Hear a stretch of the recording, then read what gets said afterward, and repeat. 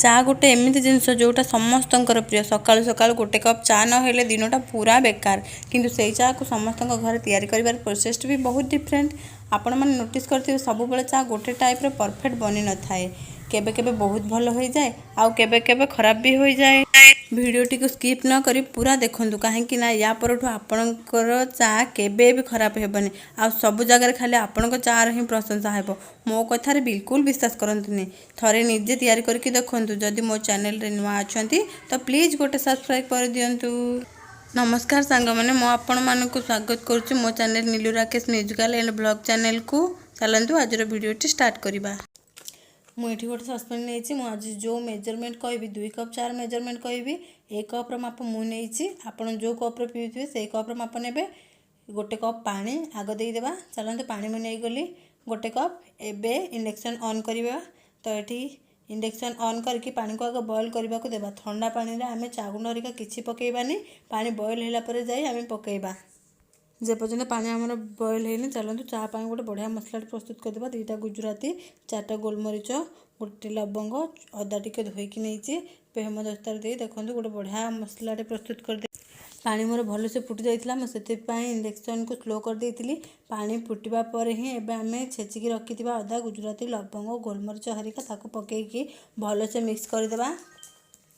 Normally आमे कौन करूना क्षीर चीनी चा गुंड सब पकई दो चा बसैयापे आपर अन्य किसी काम आम कर किंतु से कौन हुए ना आमर से टेस्ट आसना जो जानी ना फेमस जो चा दुकान थाए ता टेस्ट केमिति लगे आमको लगे जे घरे कहीं एमती चा हुए आप एक्जाक्टली यही मेथड रे करेंगे स्टेप बाय स्टेप जहाँ पर जहाँ पड़ा कथा एमती प्रोसेस ही फॉलो करेंगे तो देखिए पूरा एक्जाक्टली जो टेस्टी चाटा ना आप घरे ही बन पारे। तो सबू पकईकी मुझे भल से मिक्स करदेली तार जो फ्लेवर अच्छी सी ए पानी रे भल से आब्जर्व हेबो। तापर आमे क्षीर देबा एबे तो एबे देखंतु भल से 2-3 मिनट अदा गुजराती फुटला परे पानी रे तार फ्लेवर आसी जाइछि तापर ही आमे क्षीर ऐड करबा। तो एठी देखंतु जो कप रे मु गोटे कप पानी नेइथिली से कप रे ही मु गोटे कप क्षीर नेइछि।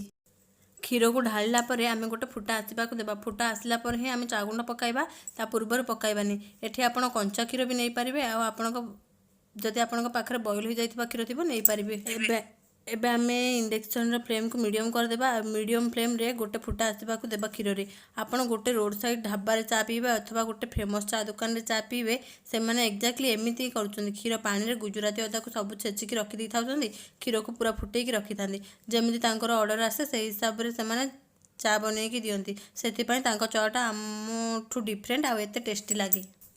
देखो एबे आमर क्षीरटी भल से फुटीगला एबे आम ए चीनी ऐड करवा। मो हिसाब से 2 चम्मच चीनी ऐड कर जदि अधिक मीठा पसंद करती तेज आपण हिसाब से चीनी देबे।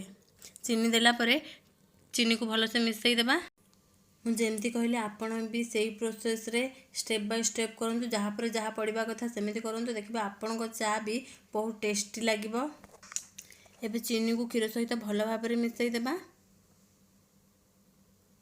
क्षीर गोटे फुटा आसला परे आमे एथिरे चा गुंड ऐड करबा।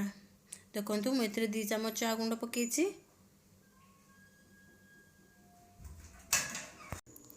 जो माने भी टी लवर अच्छे प्लीज मते कमेंट करिवो आपन को चा पीबा पई केते भल लागे। मते तो बहुत भल लागे दिन जदि मते के पचारे ताहले मु मना करि पारेनी पी ही दिए। चा गुंड पकेला पर आमे को भल से मिक्स कर देबा। हाई फ्लेम रे गोटे फुटा आसवा देबा। तापर इंडक्शन फ्लेम को मीडियम कर देबा। मीडियम फ्लेम रे चा को 5 मिनट फुटिबा पई छाड़ देबा।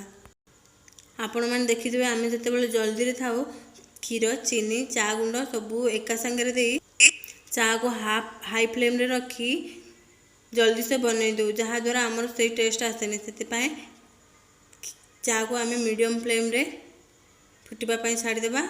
देखो हाई फ्लेम रे फुटी सारा पर इंडक्शन को मीडियम कर देबा। मीडियम फ्लेम रे आमर आपको 5 मिनट बॉयल करने देखा। देखो मो चा बहुत भल बनी जाइए। आपण मैंने देखिपे चार कलर बहुत चेंज हो जाइए फ्लेवर भी बहुत बढ़िया आसूची।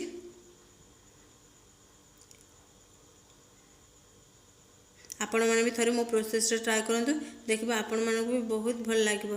जदि मो वीडियोटी आज आपण मानक भल लगी थाए ताहले मो चैनल को लाइक करूँ शेयर करूँ सब्सक्राइब करूँ पाखे बेल आइकन उपर क्लिक करी ऑल उपर क्लिक कर दिंतु जहाँद्वारा मोर सब नोटिफिकेशन आपण शीघ्र पाई पारिबे। रहुछि जय जगन्नाथ।